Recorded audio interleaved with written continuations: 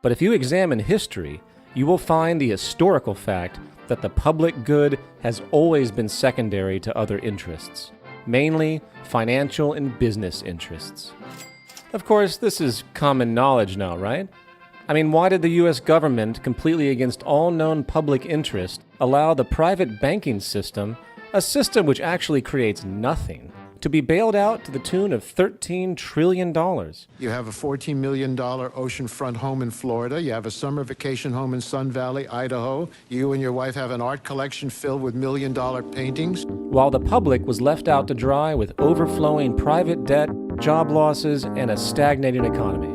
You know, if we're going to persist with this silly little game we've concocted called the growth economy, where the movement of money defines everything, it might be a good idea to do the math regarding what might actually help this economic system operate at some passable level. Therefore, if you raise taxes on the so-called rich, you're really raising taxes on the job creators.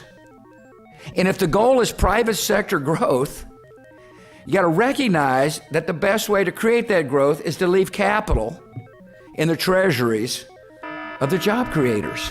If that money spent on the bank bailout was spent on, say, relieving private household debt instead, while letting Goldman Sachs, JP Morgan, and all of the other technically meaningless, non-producing financial institutions experience the failure and bankruptcy they deserved, simultaneously nationalizing the entire U.S. banking system as a whole, the U.S. economy might have had a chance. Why? Because banks don't actually contribute anything.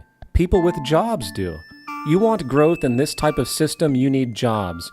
You want jobs, you need demand, and demand requires people having free money to spend. So by helping the public debt burden, you would plant the true seeds of economic growth.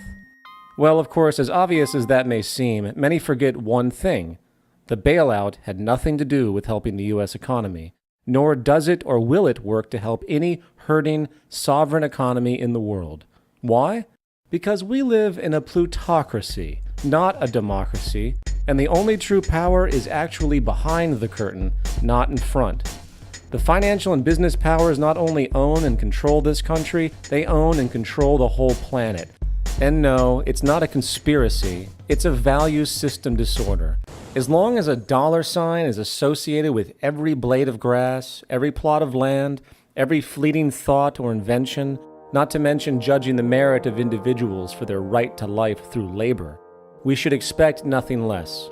Since the inception of the state itself, coupled with the underlying power of money as the ultimate driver of human decisions and hence persuasion, the true power has always been financial, and those little people you elect into office every couple of years, they have owners too, and don't you forget it.